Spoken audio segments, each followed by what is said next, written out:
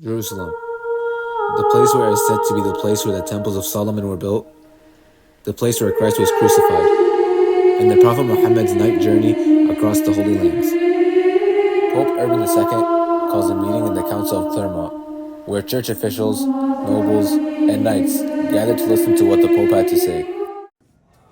O Lord, give me strength and reward the men who fought in your name, O Lord. Silence! O men, your sins will be forgiven, and your souls will be in eternal heaven. Fight in God's name and take what's truly ours, the holy city of Jerusalem. After Pope Urban II calls for the First Crusade, thousands of men began to march towards the Holy Lands. Many died, food and water was low, and hundreds died along the way to the path of Jerusalem. What is this? Horse meat. It's not even enough to feed a dog. Men, we must stay strong and get ready to fight. Bourhamon of Tirano leads the men to Antioch, where they battle the defenders and kill them, ending victorious for the Crusaders and giving them a better strategic route to Jerusalem. The Islamic leader, Kerbaga, received news of this siege a little too late and arrived to reclaim Antioch and ultimately resulted in the loss for Islam. The siege lasted 8 months. Around 10,000 Crusaders were killed, not only to combat, but starvation and disease. On the way to Jerusalem, many men were killed from the scorching heat of the Middle East, leaving to thirst on top of hunger and disease. It is said by historians that nearly 3/4 of the Crusaders died before reaching Jerusalem. For the men, Jerusalem. Many of the men were exhausted from the journey and couldn't bear to hold their swords. With the final push, they rammed the gates and were finally ready to storm the holy city of Jerusalem. The Crusaders were successful in capturing Jerusalem from the Muslims in 1099. A key figure in the battle was Godfrey of Balian, who after taking the holy city, refused to be crowned king in the place where Christ had been crucified. Godfrey, you've been crowned as our king. No, I will not be crowned king where Christ wore thorns.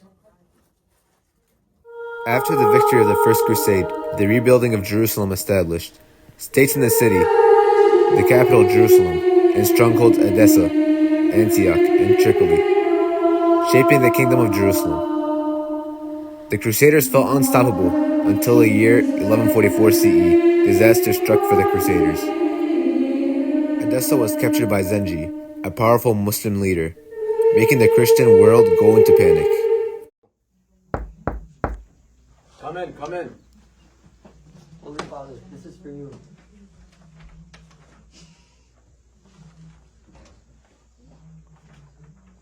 Holy Father, everything alright? No, Edessa has been captured. Some Bernard of Clairvaux this instant. His powerful voice will bring all our brothers together. Brothers, Edessa has been captured, the holy land where Christ once stood. What will you do while the enemies of God advance? Come join us, brothers. What about the men who died before reaching Jerusalem and Antioch? Will we end up like them? The dream of death is to end up like those martyrs in eternal heaven. For Christ.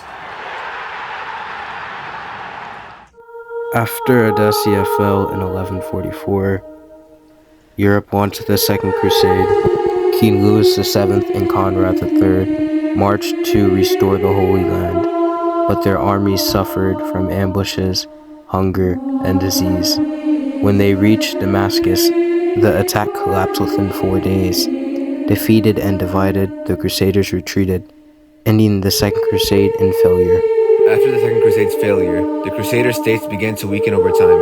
In the east, a new powerful Muslim leader arose, Salah ad-Din. His army taking Jerusalem during the Battle of Hattin took place during 1187 CE, sending chaos around Europe.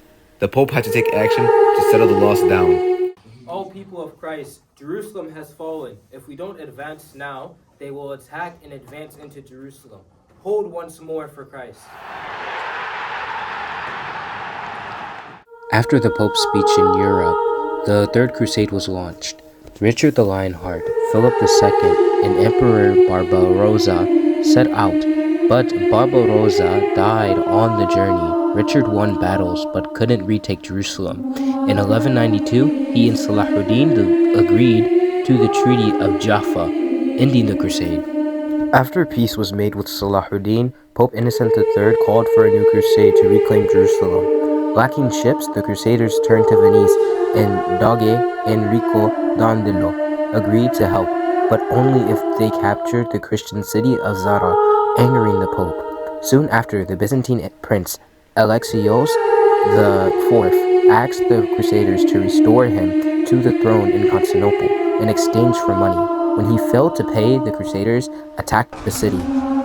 In 1204, Constantinople, its treasures looted by fellow Christians, the Crusades never reached the Holy Land, instead destroying the great Christian city in the east. Outraged, Pope Innocent III condemned the Crusaders, marking the Fourth Crusade as a tragic failure.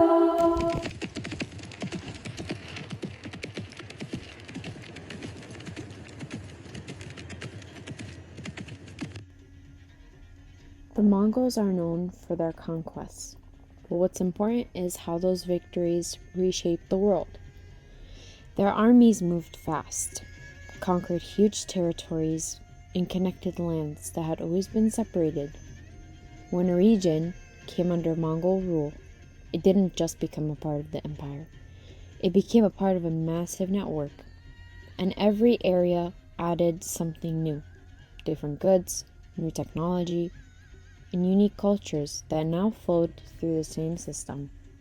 I learned to trust not in the wealth of men or their birth, but from their loyalty and strength. From hunger, I forged discipline. From loss, I built purpose. One of the most impressive things the Mongols built was their communication system, called the Yam. Think of it as an early version of mail service. Riders would travel with messages and stop at stations every few miles to switch horses or rest. This let messages move across the empire incredibly fast. Because of the Yam, leaders stayed informed, merchants felt safer, and the empire stayed connected even though it stretched across thousands of miles. He rose by uniting enemies. Tribe after tribe joined him, not through fear but through respect. In 1206, when they named him Genghis Khan, universal ruler, we believe the steppe itself bowed to him. No man's bloodline gives him command. A leader must earn his place in battle and prove his worth through courage. After all the conquering, something unexpected happened. Peace. The Mongols created a period known as Pax Mongolica, which means Mongol peace.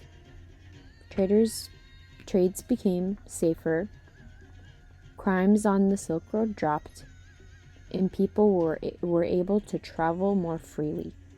This peace brought together people from so many different cultures, Asians, Middle Easterns, and even Europeans, all sharing knowledge, goods, and technology.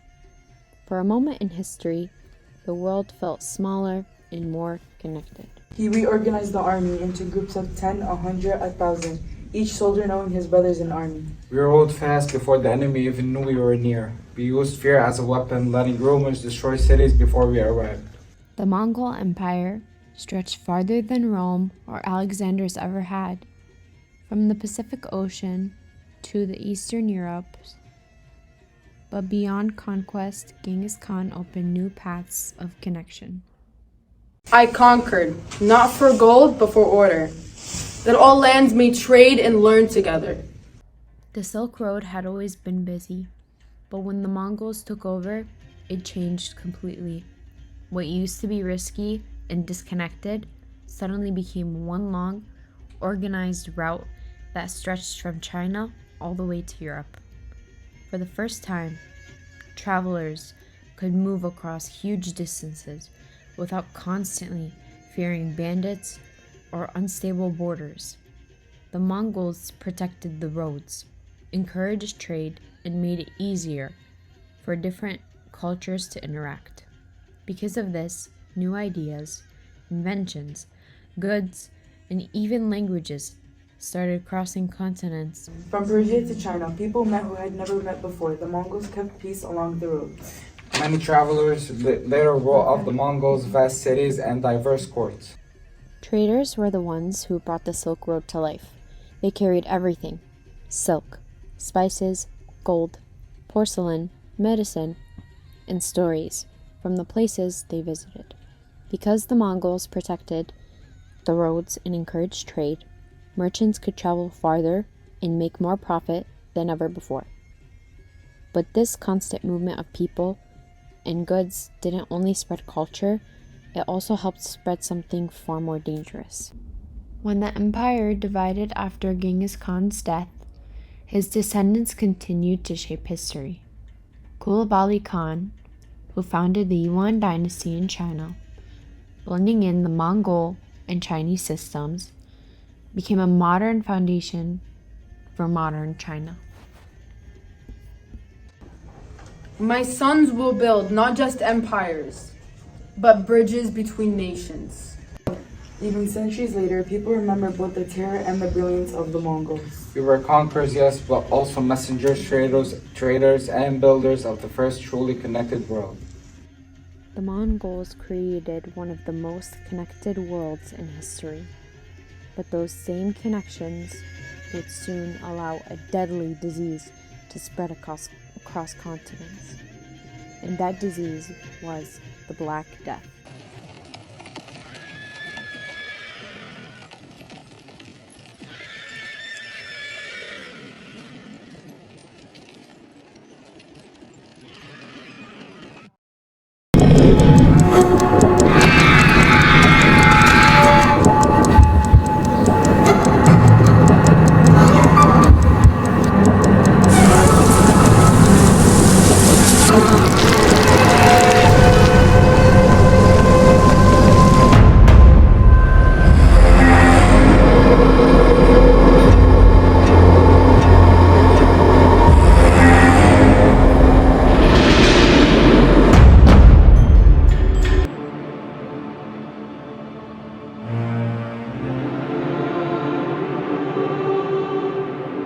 In 1347, a deadly sickness crept into Europe, carried by rats, fleas, and the endless movement of trade.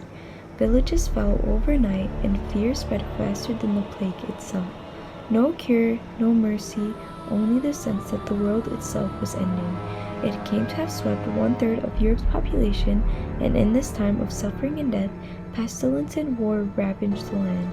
God has abandoned the people, and death is only the beginning. The baker calling, the laughter, it feels wrong, all this, silence. Silence is mercy. It hides the sound of the people dying. I guess. We should get back to the other. In face of such tragedy, many felt lost and uncertain.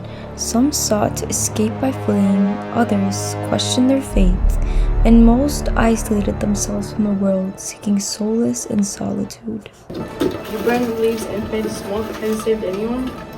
It gives comfort. That's all we need right now. Besides, the doctor said it helps. What kills quickly? This kills slowly. The Lord's hand is patient. What can we do besides hope? A dark shape moves through the doorway, draped in black and wearing a beaked mask. The only hope the people had left, the doctors. What manner of a creature is that? A man. They call the doctors. This one's sleeping. There's no cure? There is no cure, child. Only mercy. He fears the living more than the dead. Yet he still walks among them. As they gather to put the body to rest, nobody knows what to feel. Anger, sadness, grief. So instead, silence is the only thing that is heard. Lord, if this is your punishment, show us mercy in the ashes. Where is the praying for the dead? Someone must. The living have stopped. The well feels empty. There's not much you can do now, so we have to fight. It's our only hope. We'll head back to the cabin and lock up, at least for as long as we can, with all the choices the world gives us. Time moved on, blurring the lines between months and years. The horrific memories of the Black Death had begun to dim, yet its haunting presence remained, a constant reminder of what had been lost. Within the familiar walls of their homes, the survivors found solace, clinging to the safety they offered. However, beyond those walls, the world was awakening, stirring with renewed energy and hope. New discoveries blossomed like delicate flowers, their vibrant colors whispering promises of a brighter future. Science, with its boundless curiosity and unwavering determination, unfurled its wings, carrying humanity forward toward the light of understanding and progress. The world was healing, slowly and painfully, like a deep wound gradually closing, yet with each passing day, the scars faded a little more, replaced by the resilient spirit of humanity, determined to rebuild and create a better tomorrow. The air smells clean again. Or maybe we learned how to breathe differently. The world broke, but we learned to live again. Remember those that we lost. For all that was lost and all that remains. The moral of the story is, even in the face of unimaginable devastation, the human spirit endures. From the ashes of despair, hope can blossom and a new world can be built, stronger and wiser than before. From the ashes of the plague, Europe rose stronger. With knowledge, courage, and most importantly, the will to live. In remembrance to the lives lost, we tell their story. The story that changed all.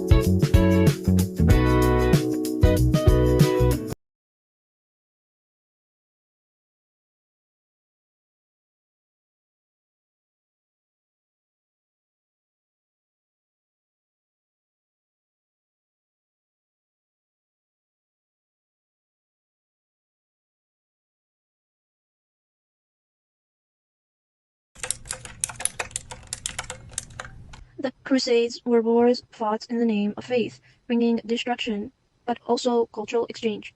For nearly 2 centuries, knights rode under the blazing cross, believing their battles were blessed by heaven. Yet, behind the clash of steel and the cries of victory, the true cost of war was revealed. Burned villages, broken families, and prayers lost in the smoke. Still, in the midst of bloodshed, knowledge traveled, new sciences, medicine, and ideas that would one day light Europe's path to change. Reem, as you march through Jerusalem, do you question the cost of this war? Faith drives your sword, but does your heart still know peace? I fight for God and honor, yet so many lives are lost. Is this truly holy? Sometimes I wonder if victory can wash away so much pain. Even the people pave the way of human struggle and passion. Homegrown and families made, yet knowledge and new ideas still research our time. From the wide, endless steppes of Asia rose the Mongols, fierce riders, unmatched in speed and unity. Led by Genghis Khan, they built an empire stretching from China to the edge of Europe. Their power was immense, yet their greatest legacy was not conquest alone. It was connection. Through their roads and protection of traders, the Silk Road flourished, carrying silk, spices, and stories across thousands of miles. The world became smaller, bonded together by trade and curiosity. Mongol, your empire spreads across so many lands. How do you guide your people? Power may rule kingdoms, but wisdom sustains them. We ride fast and strike with power. No kingdom can stop us. Even far left teach us that trade and knowledge shapes history, not only swords, shape the world. Children bring their slick spice and treasure. The world feels bigger than ever.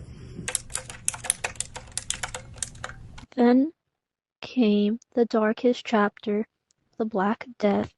A silent enemy swept across Europe, carried by ships and shadows, taking millions within months. Fear ruled the streets, and faith was tested as families buried their own. Yet, even in despair, something new began. Doctors sought cures, people questioned old ways, and the world slowly learned to heal. From the ashes of loss, humanity began to rebuild. Sabrina here, take these herbs. How do you survive in a world so empty? Even in darkness, compassion can be our greatest power. My family gone, life is empty, but we must help each other to survive. Hope, faith and courage guides us when all seems lost. Hope can heal what time has lost. No army or empire can scale the trials that nature brings. Look at us now, shaped by war, empire, and suffering, yet still standing. The Crusades showed us that faith can inspire devotion, but also doubt. The Mongols taught that connection and trade can bind distant worlds together. The Black Death reminded us of life's fragility, yet also of the resilience within every human heart. Through conquest, exploration, and tragedy, humanity stumbled, fell, and rose again, stronger, wiser, and more connected. Every sorrow, every triumph, every lesson became part of the story we carry forward. We are living the echo of history, a testament that even in darkness, knowledge, courage, and hope endure. Connected the world through trade and ideas. And the Crusades taught us that faith should guide understanding, not war. From the Black Death, society reborn, stronger and wiser than before. From conquest, faith, and tragedy, humanity rose again, stronger and wiser and connected.